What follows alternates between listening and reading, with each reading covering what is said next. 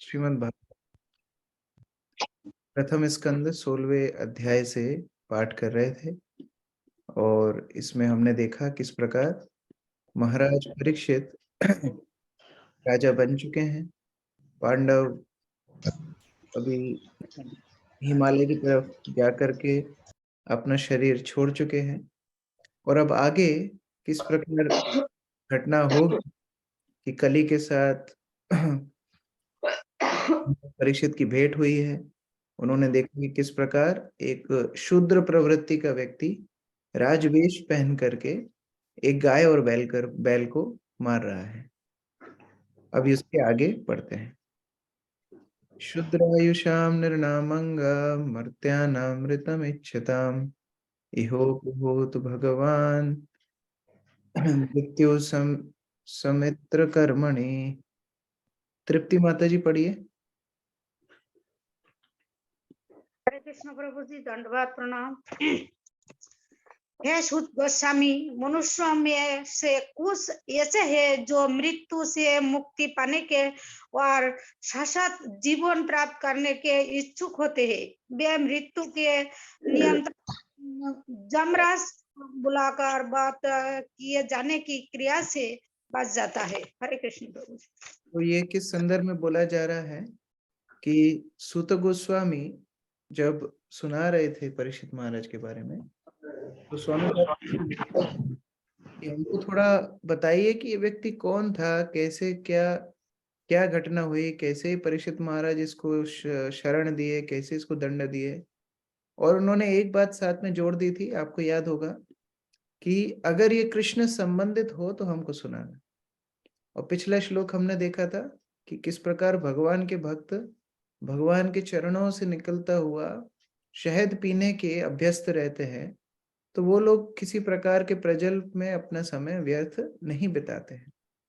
और अब आगे बोल रहे हैं सौनकादि ऋषि, तो उस प्रकार आप एक व्यक्ति हैं जो भगवान की शुद्ध कथा करने के लिए उपयुक्त हैं, और ऐसी कथा सुनने से व्यक्ति जन्म मृत्यु के चक्र से छूट जाता है। आशीष प्रभु तात्पर्य पढ़िए।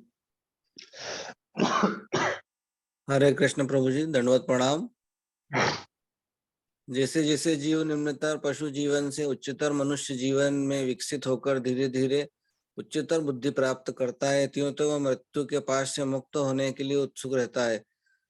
आधुनिक विज्ञानी शरीर संबंधी रासायनिक ज्ञान की प्रगति द्वारा मृत्यु से बचना चाहते हैं, लेकिन दुर्भाग्यवश मृत्यु के नियंत्रण यमराज इतने क्रूर हैं कि वे खुद इस वैज्ञानिकता को नहीं छोड़ते।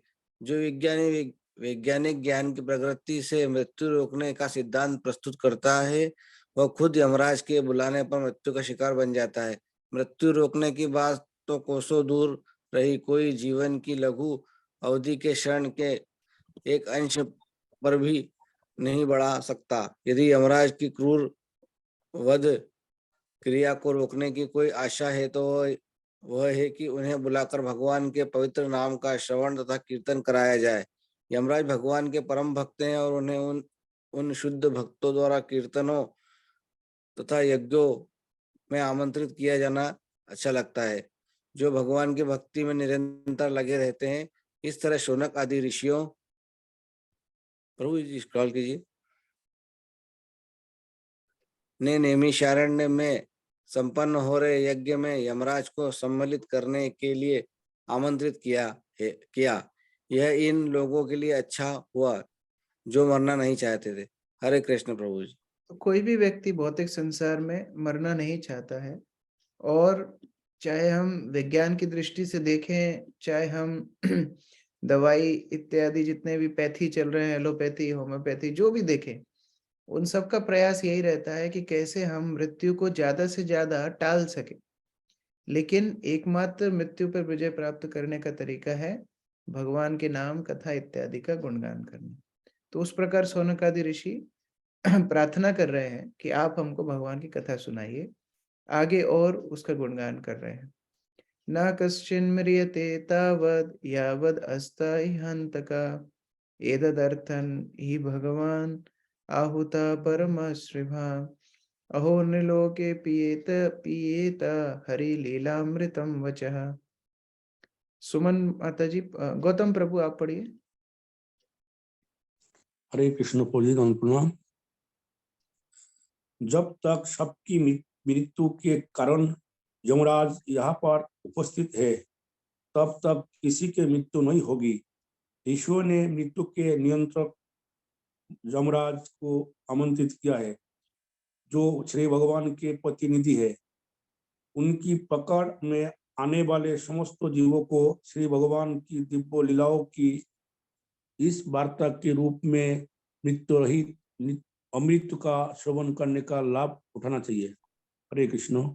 और सारे रैमेशरण्य के साधु ने बोला कि हम तो यमराज को ही निमंत्रण दे देते हैं कि वो आकर के भगवान की कथा सुने, तो जब यमराज साथ में रहेंगे तो मृत्यु किसकी होगी।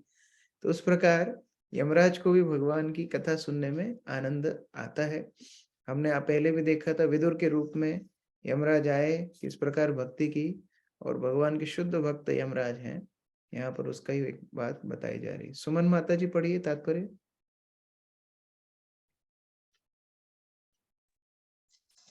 हरे कृष्णा प्रभु, दंडवत प्रणाम। तात्पर्य श्री प्रभुपाद की जय।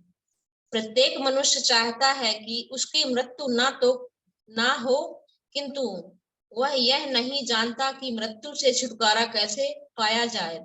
मृत्यु से बचने की रामबाण औषधि है श्री कृष्ण की उन अमृत तुल्य लीलाओं का श्रवण करने हेतु अपने आप को अभ्यस्त करना तो क्रमबद्ध रूप में श्री मद्भागवतम में कही गई है। अतएव यहाँ पर यह सलाह दी गई है कि कोई भी मनुष्य जो मृत्यु से मुक्ति पाने का अभिलाषी है, उसे शौनक आदि ऋषियों तथा द्वारा संस्तुत जीवन शैली अपनानी चाहिए। हरे कृष्णा प्रभु, धन्यवाद प्रणाम। ये स्वतः नहीं होगा, क्योंकि हमारे इतने जन्मों का अभ्यास है भगवान को भूलने का।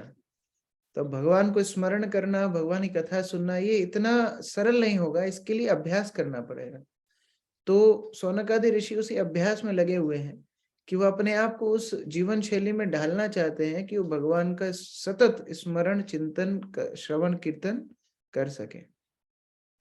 और क्यों बाकी लोग नहीं कर पाते हैं, अगला श्लोक बता रहे हैं। मंदस्य मंद प्रज्ञस्य वयो मंद्यायुष वचवै निद्रया हृदय ह्रियते नक्तम दिवाच व्यर्थ कर्म भी। विनोद प्रभु पढ़िए। हरे कृष्ण प्रभु, दंडवत प्रणाम। अल्प बुद्धि तथा कम आयु वाले आलसी मनुष्य रात को सोने में तथा दिन को व्यर्थ के कार्यों में बिता देते हैं। हरे कृष्ण प्रभु। तो क्यों बाकी लोग नहीं कर पाते हैं भगवान का चिंतन, कीर्तन इत्यादि? क्योंकि पहली बात तो वो आलसी है, और अपना समय अल्प आयु क्यों बताया गया है? क्योंकि अल्प आयु, क्योंकि जो बाकी युगों की तुलना में कलयुग की आयु है वो बहुत कम है। 100 साल आयु बहुत कम है, और उसमें भी 100 साल कितना लोग जीते हैं। और अल्प बुद्धि भी बताया गया है। अल्प बुद्धि इसलिए क्योंकि जो शाश्वत वस्तु है उसको छोड़ करके निरर्थक चीजों के पीछे दिन भर घूमते रहते हैं, और रात में फिर थक करके सो जाते हैं। तो पूरा दिन अपने जीवन के लक्ष्य से बहुत दूर मनुष्य अपने जीवन को बिताता है। इसलिए शौनक आदि ऋषि उनको मूर्ख, अल्पायु, अल्पज्ञ बोलकर संबोधित कर रहे हैं। अनीता माता जी पढ़िए। हरे कृष्ण प्रभु जी, दंडवत प्रणाम। अल्पज्ञ लोग मनुष्य जीवन के वास्तविक महत्व को नहीं जानते। भौतिक प्रकृति के द्वारा जीव पर दुखदायी कठोर नियम लागू करने की प्रक्रिया के दौरान जीव को मनुष्य जीवन प्रदान करना प्रकृति का एक विशेष उपहार है। यह जीवन के सर्वोच्च वरदान को प्राप्त करने अर्थात बारंबार होने वाले जन्म तथा मृत्यु के बंधन से निकलने के लिए अच्छा अवसर होता है। बुद्धिमान लोग बंधन से निकलने के लिए कठिन प्रयत्न द्वारा इस महत्वपूर्ण उपहार की रक्षा करते हैं, लेकिन अल्पज्ञ लोग आलसी होते हैं और इस उपहार स्वरूप मानव शरीर को भव बंधन से मोक्ष पाने के लिए प्रयोग करने में असमर्थ रहते हैं। वे तो तथाकथित आर्थिक विकास में अधिक रुचि दिखाते हैं और क्षणिक शरीर के इंद्रिय भोग हेतु ही जीवन भर कठिन श्रम करते रहते हैं। प्रकृति ने इंद्रिय भोग की अनुमति तो पशुओं को भी दे रखी है, और इस तरह मनुष्य को भी अपने पूर्व जन्म या इस जन्म के अनुसार कुछ न कुछ इंद्रिय भोग तो दिया ही गया है। लेकिन मनुष्य को इतना अवश्य समझना चाहिए कि इंद्रिय भोग इस मनुष्य जीवन का चरम लक्ष्य नहीं है। यहाँ कहा गया है कि दिन में मनुष्य व्यर्थ ही कार्य करता है, क्योंकि एकमात्र लक्ष्य इंद्रिय भोग रहता है। हम विशेष करके बड़े बड़े शहरों में तथा औद्योगिक नगरों में देख सकते हैं कि किस तरह मनुष्य व्यर्थ के कार्यों में लगा रहता है। मानवीय शक्ति से तरह तरह की वस्तुएं निर्मित की जाती हैं, किंतु वे सब इंद्रिय भोग के लिए ही होती हैं, भवबंधन से छूटने के लिए नहीं। दिन भर कठिन श्रम करने के बाद थका हारा मनुष्य रात में या तो सो जाता है या संभोग करता है। अल्पज्ञों के लिए भौतिकवादी सभ्य जीवन का यही कार्यक्रम होता है। अतः यहाँ पर उन्हें आलसी, अभागे तथा अल्पायु वाले कहे गए हैं। हरे कृष्ण। तो यद्यपि दिन भर पागलों जैसे काम करते हैं, फिर भी आलसी बोला गया है, क्योंकि आध्यात्मिक मार्ग में वो लोग आलसी हैं। मोबाइल चलाने में उनको थकान में भी रात भर निकाल सकते हैं, लेकिन भगवत भक्ति करने के लिए हमेशा ही आलसी रहते हैं। मंद सुमंद मतयो मंद भाग्य उपद्रुता, हमने पहले पढ़ा है कलयुग के जीवों का लक्षण। तो सूत गोस्वामी आगे बोलना शुरू कर रहे हैं। सूतो वाचा यदा परीक्षेत कुरुजांगले वसत कलिम प्रविष्टम निज चक्रवर्तीते निशम्य वार्ताम अनति प्रियम तथा सरासनम संयुग शौदिराददे। राकेश प्रभु पढ़िए। हरे कृष्ण प्रभु जी, दंडवत प्रणाम। सुद गोस्वामी ने कहा, जब महाराज परीक्षित कुरु साम्राज्य की राजधानी में रह रहे थे तो अपने राज्य की सीमा के भीतर कलयुग के लक्षणों को प्रवेश होते देखा। जब उन्हें उसका पता चला तो उन्हें यह रुचिकर प्रतीत नहीं हुआ, लेकिन इससे उन्हें उनके विरुद्ध लड़ने का अवसर अवश्य प्राप्त हो सका। एतम उन्होंने अपना धनुष बाण उठाया और सैनिक कार्यवाही के लिए शस्त्र हो गए। हरे कृष्ण प्रभु जी। महाराज परीक्षित ने देखा कि उनके राज्य में कली का प्रभाव शुरू हो गया है। कुछ ऐसे लक्षण उन्होंने देखे जो बताते हैं कि कलयुग शुरू हो गया है, और उससे युद्ध करने के लिए वह तैयार हो गए।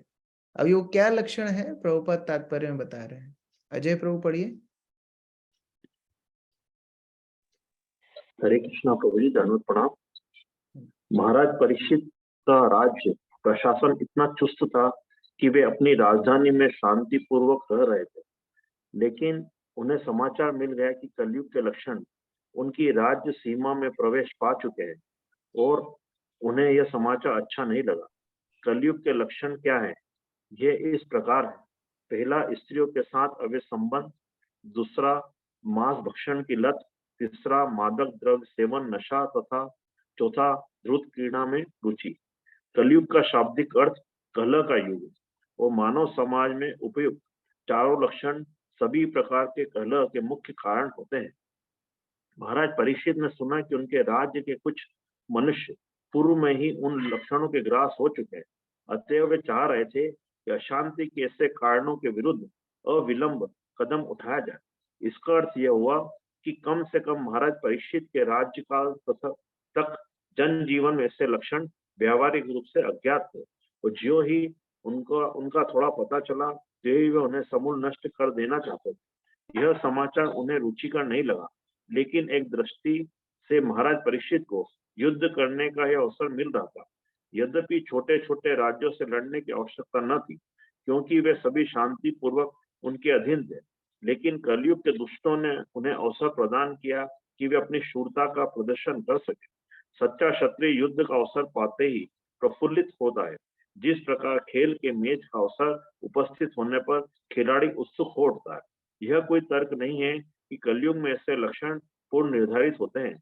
यदि ऐसा होता तो फिर ऐसे लक्षणों के विरुद्ध चढ़ाई करने की क्या आवश्यकता थी? ऐसे तर्क आलसी तथा अभागे मनुष्य ही देते हैं।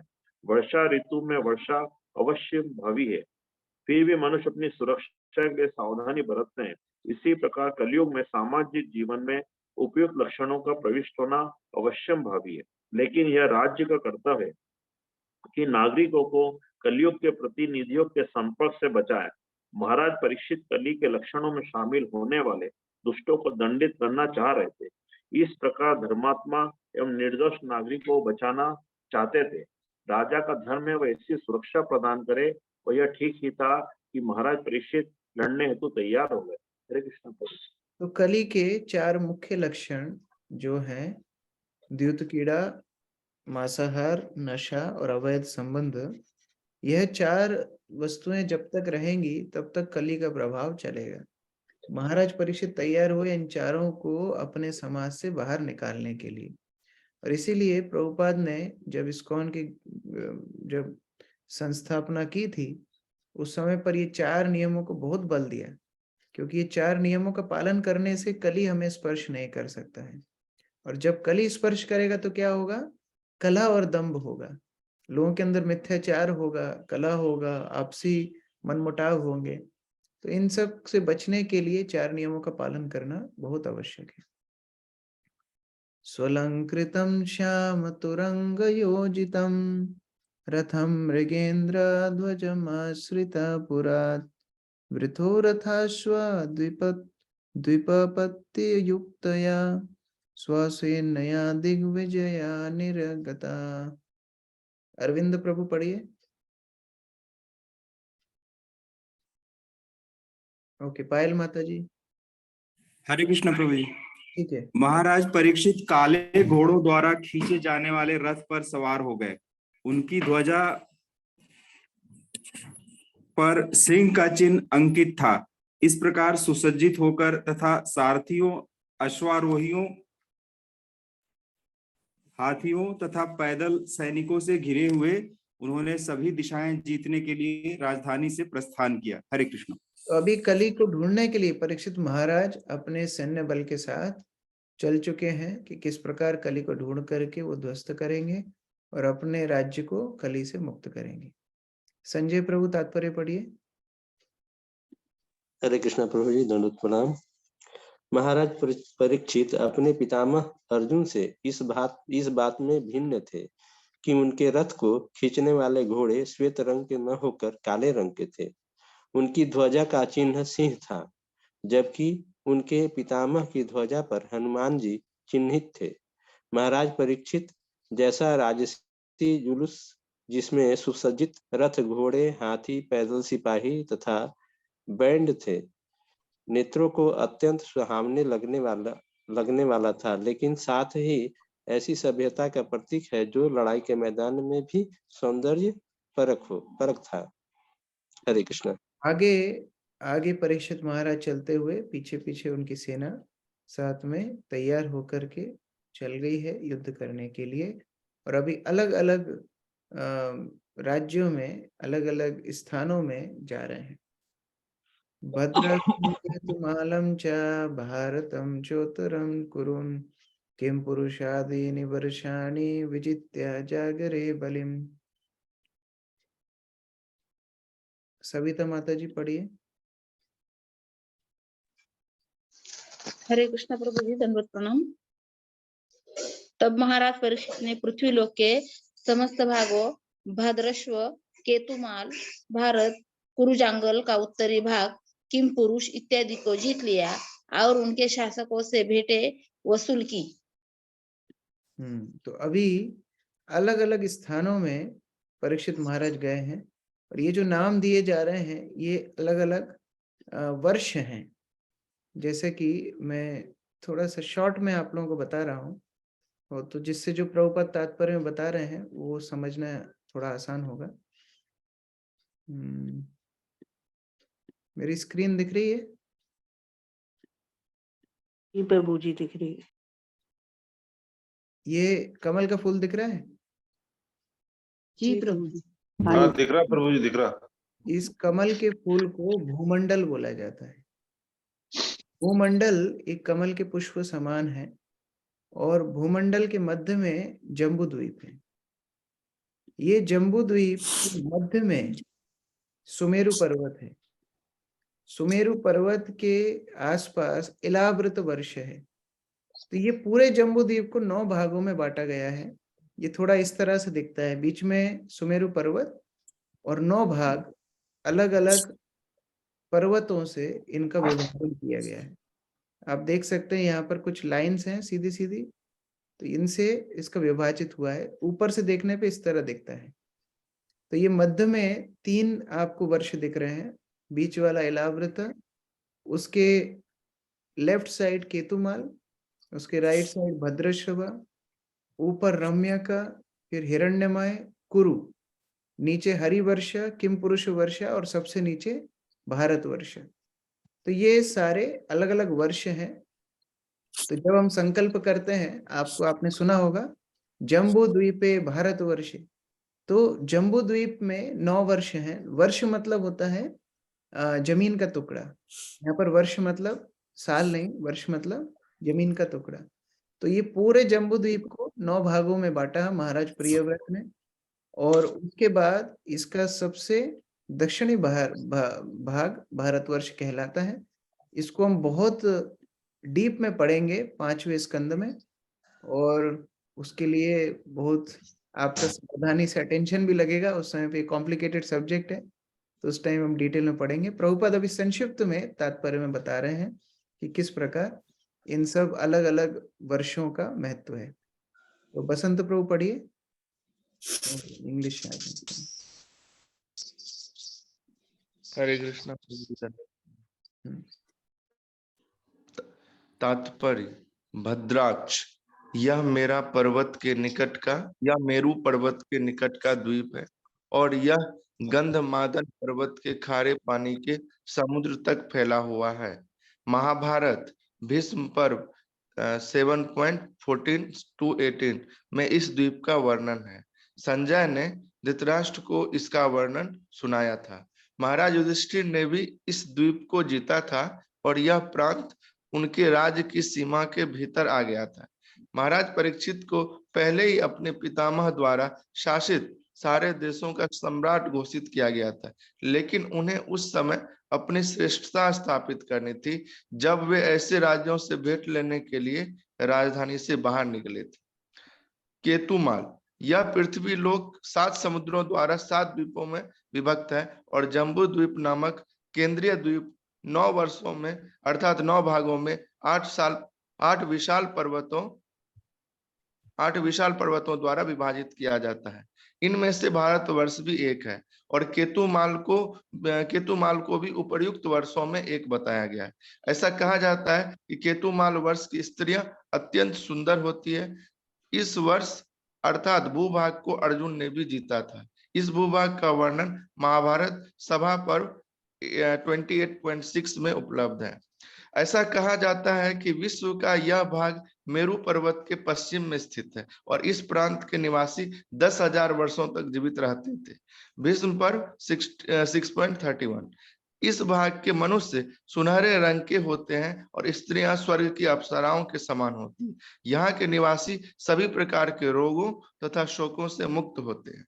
यहाँ अभी दो वर्षों का बारे में बताया है, जैसा कि मैं आपको पहले बता रहा था उस डायग्राम में। ये एक सेकेंड,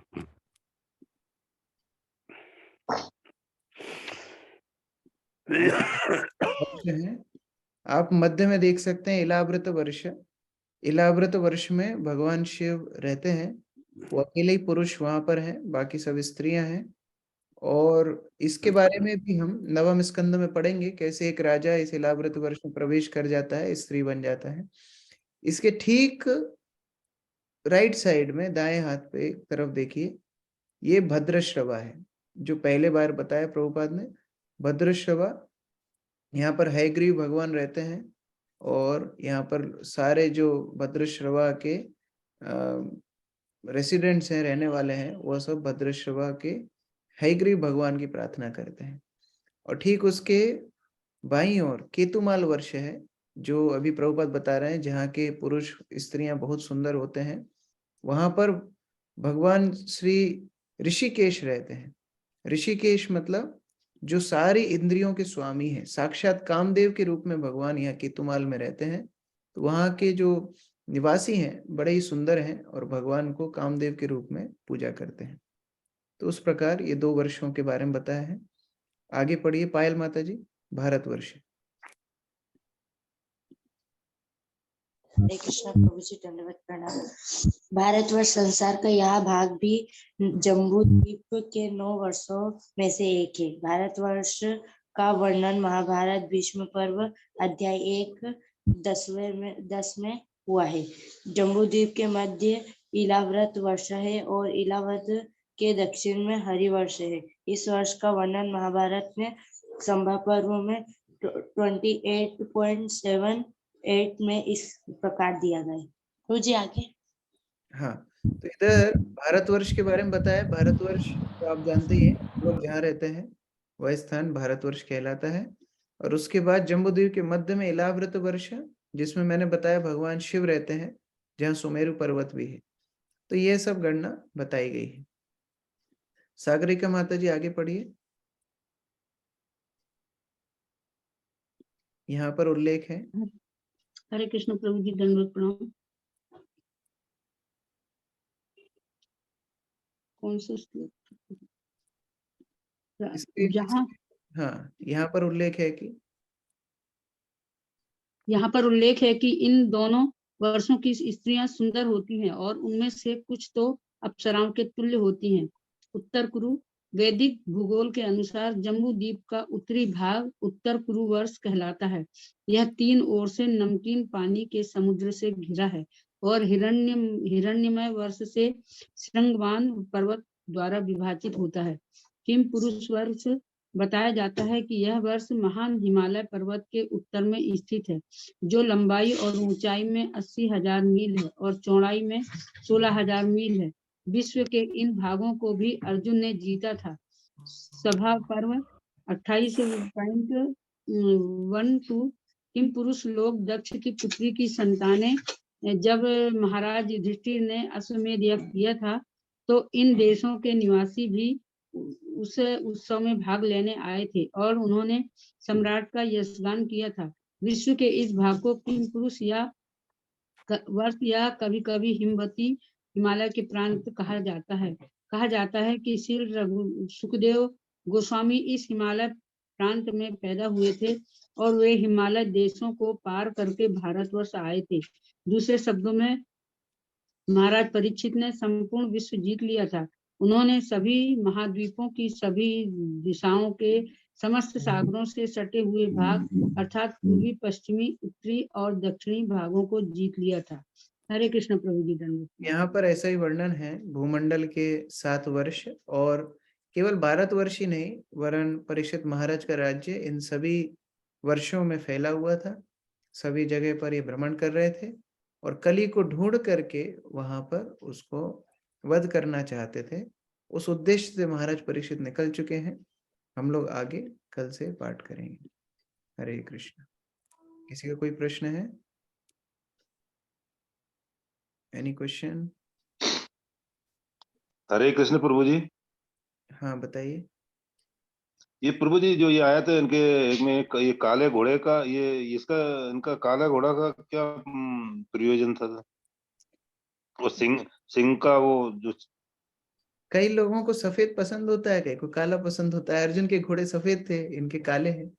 ऐसा कोई मुख्य यहाँ पर गहराई क्या चिंतन की बात नहीं है।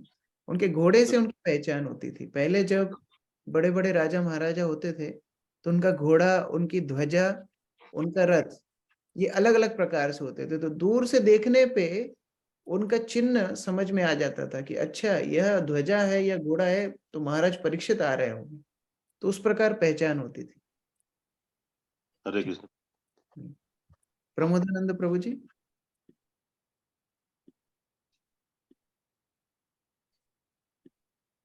गलती से दब गया वहां। ओके। पवनेश प्रभु जी। हरे कृष्णा प्रभु दंडवत प्रणाम। प्रभु जी ये जो आपने बताया इलाव्रत वर्ष और भी वर्ष जो बताया आपने, हाँ। इसके कोई संकेत नहीं मिलते शास्त्रों में कि भाई ये करने से लोग वहां जाते हैं, वो करने से लोग वहां जाते हैं, या स्वर्ग जैसे बताया है, तो वो वहां लोग कैसे रहते हैं या क्या निवास सिस्टम है, वो कैसे है? हम लोग पंचम स्कंद में जब पढ़ेंगे 15वें अध्याय से लेके 26वें अध्याय तक, यानी कि 12 अध्याय इसी के ऊपर है कि अलग अलग भूमंडल के जो वर्ष हैं वो कैसे हैं, वहां पर कैसे जा सकते हैं, और उन्हें भारतवर्ष को छोड़ करके बाकी 8 वर्षों को भूस्वर्ग बताया गया है, यानी धरती का स्वर्ग। और उनमें जो ऐश्वर्य है वह स्वर्ग जैसा है। केवल भारत में क्यों नहीं, क्योंकि भारतवर्ष के जो सेवित जो भगवान है वो नर नारायण है, और नर नारायण तपस्या के लिए बने हैं, इसलिए हम लोग बोलते हैं भारत भूमि तपस्या की भूमि है। इसलिए इधर ज्यादा ऐश्वर्य नहीं दिया भगवान ने, नहीं तो लोग तपस्या करना छोड़ देंगे।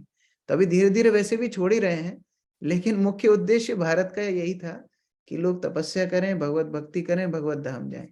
इसलिए देवता भारत में जन्म क्यों लेना चाहते हैं? देवता पंचम स्कंद में ही बताते हैं, देवता बोलते हैं बाकी सारे वर्षों में इतना इंद्रिय सुख है, हमारे स्वर्ग में भी इतना इंद्रिय सुख है कि भगवान हम आपको भूल जाते हैं, इसीलिए हम भारतवर्ष में जन्म लेना चाहते हैं। तो ये बहुत विस्तृत से हम पंचम स्कंद में देखेंगे, पढ़ेंगे, बहुत सारी उसमें वीडियोस भी आपको दिखाएंगे कि जिससे थोड़ा समझ में आए कि ये दुनिया में किस प्रकार से सब गणना है। साइंटिस्ट लोग का सीमा कितना, उनका जो ज्ञान है कितना सीमित है, जबकि भागवत में कितना विस्तृत वर्णन है, कैसे अलग अलग ग्रहों पे भी जा सकते हैं और भूमंडल में ही अलग अलग वर्षों में कैसे जा सकते हैं, यह सब ज्ञान वहां पर बताया गया है। एक प्रमाण के रूप से प्रभुपाद संक्षिप्त में बताया है कि सुखदेव गोस्वामी हिमालय को पार करते हुए फिर भारतवर्ष में आए। इस तरह अलग अलग वर्षों में भी जाने की प्रक्रिया बताई गई। ठीक है पवनेश प्रभु जी, थैंक यू प्रभु जी, थैंक यू। हरे कृष्णा प्रभु। सागरिका माता जी। हरे कृष्ण प्रभु जी, दंडवत प्रणाम प्रभु जी। जैसे सदाचार में बताएं और लेक्चर में सुने कि एक आसन में बैठ के ही माला करना चाहिए। अब एक आसन में तो प्रभु जी फिर सुबह की मंगल आरती रहती है, क्लास रहती है, तो मतलब एक आसन में ही करना चाहिए कि फिर क्लास भी लगाना जरूरी है? तो फिर कैसा करना चाहिए प्रभु जी? नहीं तो फिर शाम तक भी हो पाती है कभी कभी तो। देखिए मुख्य बात तो है कि हमारी हरिनाम का जप एकाग्रता से हो, तो एकाग्रता से जप करने के लिए जो भी अच्छा है वह करना चाहिए। कई भक्त बैठ करके एकाग्रता से जप करते हैं, कई भक्त लोग चलकर भी एकाग्रता से जप कर पाते हैं। तो उस तरह विचार ठीक है कि एक साथ बैठ करके एक जगह पर माला करना चाहिए, लेकिन अलग अलग भक्तों की एकाग्रता अलग अलग तरह से लगाते हैं।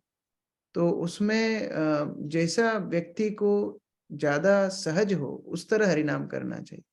वैसे हरिनाम करने के लिए कोई नियम या कोई समय की पाबंदी नहीं है, लेकिन एकाग्रता जिससे अच्छी हो। सुबह का टाइम क्यों बोलते हैं करने के लिए कि एकाग्रता अच्छी होती है, सतोगुण का समय रहता है। शाम के समय, दोपहर के समय उतनी एकाग्रता नहीं लग पाती, इसलिए ये सब बातें बताई गई हैं। लेकिन इसका मतलब ये नहीं अगर हम नहीं कर पा रहे हैं तो कोई पाप है, क्योंकि हरिनाम करने में कोई भी समय का, स्थान का, ये सब विचार नहीं होता है। और क्लास की बात रही तो देखिए ये जो नित्य रूप से भागवत का हम लोग पाठ कर रहे हैं, इसका समय यह इसलिए चुना है क्योंकि 8 बजे के बाद सब व्यस्त हो जाते हैं, फिर कोई ऑफिस भागता है, कोई दुकान भागता है, तो सुबह के समय में एक नियम बन गया है जो भागवत पढ़ने का। तो कई भक्त जैसे दक्ष प्रभु को मैंने देखा, वो पहले जप कर लेते हैं, 6:45 के पहले जप कर लेते हैं, तो इस तरह भी भक्त है। तो अभी अपनी प्रेरणा के हिसाब से आप अपना समय को जमा सकते हैं, और मुख्य बात है कि एकाग्रता जप में अच्छे से रहे और भागवत श्रवण भी चलता रहे, दोनों को एक साथ समन्वय बिठा के चलना है। ठीक, तो पूरी सुबह पूरी नहीं हो पाती, जैसे 8, 10, 11 हो गई, फिर बाकी दोपहर शाम को ऐसी हो पाती है कि भागवत क्लास की बात करिए, क्लास भी जरूरी है, क्लास की बात कर सकते हैं। फिर घर में व्यस्त हो जाती तो टिफिन वगैरह ये तो इसलिए भगवान से प्रार्थना कीजिए और जल्दी उठ पाए तो एक साथ हो जाएंगे। बसंत प्रभु।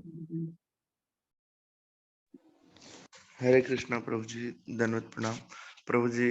3-4 दिन पहले की क्वेश्चन है, जब युधिष्ठिर महाराज जा रहे थे मतलब घर छोड़ करके, तो प्रभु जी उसमें श्रील प्रभुपाद जी बता रहे थे कि मनुष्य को अपने मतलब 15-20 साल पहले ही, मतलब मृत्यु से 15-20 साल पहले से ही ये सारी चीजें कम से कम त्याग देनी चाहिए, इसमें लग जाना चाहिए। तो प्रभु जी एक्चुअल में तो हमें ये नहीं पता है कि हमारी मृत्यु कब होगी, तो कैसे इस सिचुएशन में हमें इस तरह की डिसीजन लेना चाहिए? हरे कृष्ण। देखिए त्यागने का अर्थ पहले है अपनी आसक्तियों को त्यागना। बाह्य दृष्टि से त्यागना बहुत आसान है। जैसे एक बार 2 ब्रह्मचारी पुराने समय की, वैदिक काल की समय पैदल चला करते थे ब्रह्मचारी एक स्थान पे दूसरे स्थान पे। तो ऐसे ही पैदल चलते हुए भ्रमण कर रहे थे, तो रास्ते में एक छोटी सी नदी पड़ी। तो नदी तो पहले जमाने में ना पुल होते थे, ना नाव वगैरह कहीं मिलती थी, तो ऐसे ही नदी को पार करना होता था। तो एक गर्भवती महिला वहां पर बैठी हुई थी। बोले हमको बड़ी समस्या है नदी पार करने में, आप थोड़ा हमको नदी पार करने में मदद कर दीजिए। तो एक ब्रह्मचारी ने उस महिला को हाथ पकड़ के और नदी पार करा दी। नदी पार करा के दोनों ब्रह्मचारियों ने महिला को छोड़ दिया, दोनों आगे चलने लगे। तो पूरा दिन निकल गया, शाम को जाकर के जो ब्रह्मचारी ने नदी पार करवाई थी महिला को, उससे दूसरा वाला ब्रह्मचारी बात ही नहीं कर रहा था।